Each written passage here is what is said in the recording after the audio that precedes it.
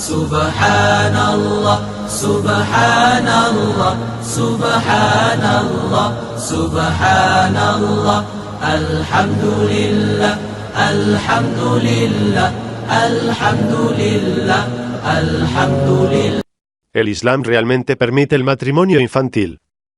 Uno de los conceptos erróneos más importantes sobre el Islam es que permite el matrimonio infantil y, por lo tanto, los no musulmanes lo consideran medieval, opresivo e ilógico.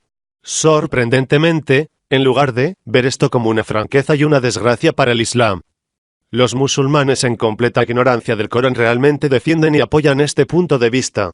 Si los musulmanes van a retratar esa imagen de su religión, entonces realmente no veo por qué se agitarían con las críticas al Islam. Lo digo con mi más profundo pesar, pero los musulmanes se han convertido en sus peores enemigos, prácticamente abandonando el mandamiento fundamental del Islam sobre el razonamiento independiente, lo han sustituido por una confianza sin precedentes en las autoridades sobre el Islam, y una vez más, han logrado avergonzarnos a todos. Recientemente, el Consejo de Ideología Islámica, CII, aprobó una decisión que dice que las leyes pakistaníes que prohíben el matrimonio de niños menores de edad no son islámicas y que, según el Islam, no existe una edad mínima para contraer matrimonio. Sin embargo, el rukhsati, consumación del matrimonio, está permitido solo en el caso de que tanto el esposo como la esposa hayan alcanzado la pubertad. Además, bajo la Sharia, un hombre no está obligado a buscar la aprobación del segundo matrimonio de la primera esposa, declaró el portavoz. ¿Qué manera de celebrar el Islam? ¿Cómo les permitimos salirse con la suya con una afirmación tan ridícula? Está más allá de mí. Estas decisiones no solo son contrarias al sentido común y la dignidad humana, no tienen ninguna base en el Corán en absoluto.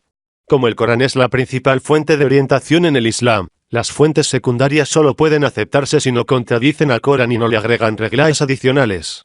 Porque el Corán es completamente detallado, perfecto y completo, 6, 141-142, y actúa como el criterio, Furqán, sobre todo, 25, 1.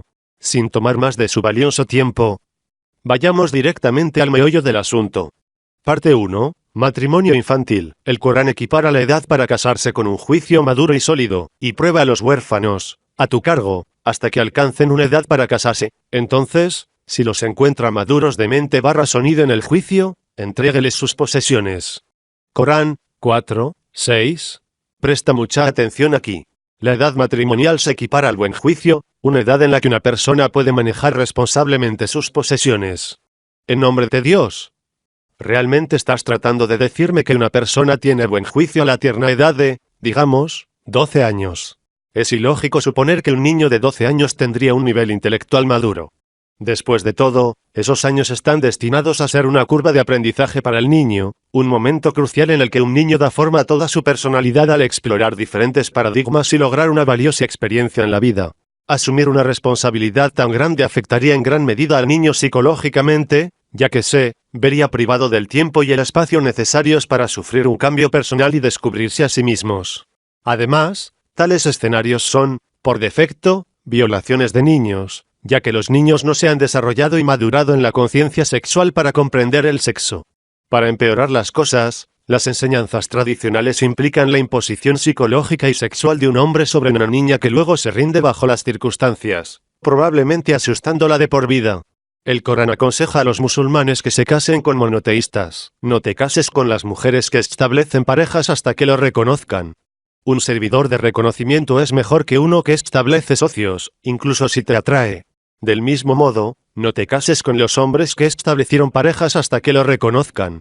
Un servidor de reconocimiento es mejor que uno que establece socios incluso si te atrae. Corán, 2, 221. Una similitud de sistemas de creencias y puntos en común son necesarios para establecer una relación saludable.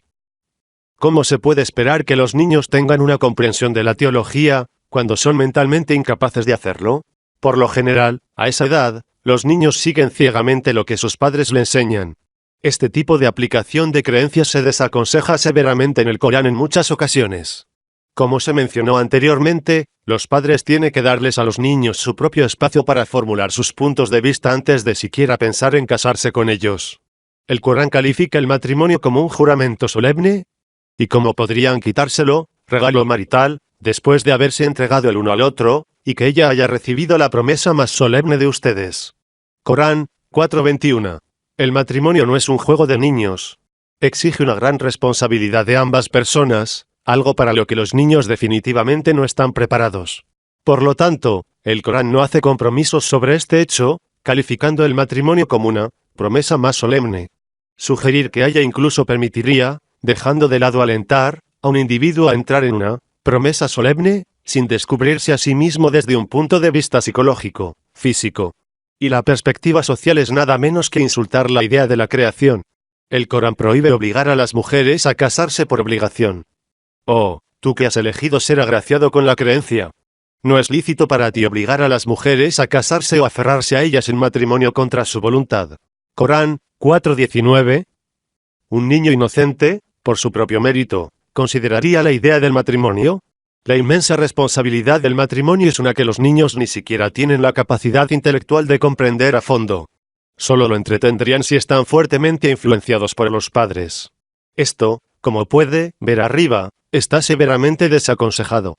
El Corán espera que la pareja masculina apoye financieramente a su esposa, dejen que ellas, las mujeres divorciadas, vivan donde usted vive con el mismo nivel de vida que usted, y de acuerdo con sus mejores medios. Acosarlos para que no les dificulten la vida.